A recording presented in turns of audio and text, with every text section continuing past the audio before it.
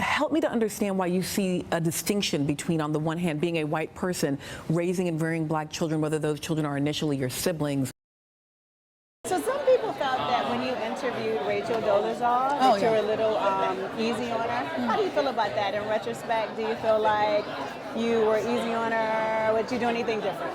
I wouldn't do anything different. I didn't feel hard towards her. So, I asked her the questions that were legitimately things that I was interested in, that were questions for me.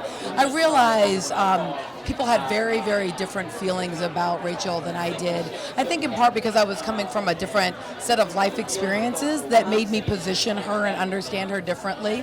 But I wouldn't do anything differently in that case. It was one of those really interesting moments for me where an audience, a group of people who I think had come to trust me, to respect my opinions on a lot of things, were kind of aghast to find that we disagreed so profoundly on something, and on something that they found to be so important. But honestly, I think that's kind of part of democracy, is that even when we're on the same team on many, many things, it doesn't necessarily mean we're going to walk lockstep in everything. So how do you deal with that when your audience doesn't get like your position? Well, I'm okay. I mean, for me, if my audience is engaged but just disagreeing, I am down. And so what happened for me in the context of Rachael Dolezal wasn't that my audience was like, I'm out, I don't care. In fact, they were sending all the messages. Some of it was hateful, but a lot of it was just like, what are you talking about? Why would you stand in that position? Telling me where they were. And so I'm a teacher. So typically, if I'm in a classroom, if my students disagree with me, we can have a back and forth. TV's weird. People can't truly talk back to you. So for me, it was exciting in the sense that it was an opportunity to have that kind of engagement, and to clearly see, okay, here's a point where we disagree, but I never felt like people were just walking away from the conversation. Okay, got it. Great. And how do you feel about hashtag Black Girl Magic? And it rubs some people the wrong way, and some people love it. What's your take on it?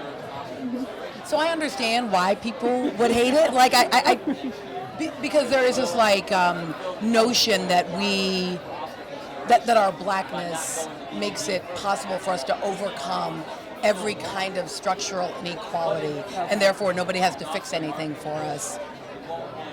And so in that way, I understand why it's a problem. But man, I really do love everything that gets attached to Black Girl Magic. Every image, I think in part because so much of how we talk about our experiences in public space is about the inequalities, it's about the difficulties. But man, so much about being a black girl or being a black woman is celebratory, is exciting, is wonderful. And I love Black Girl Magic because it helps us to remember and to celebrate that part of who we are. That's great. Okay, one more question.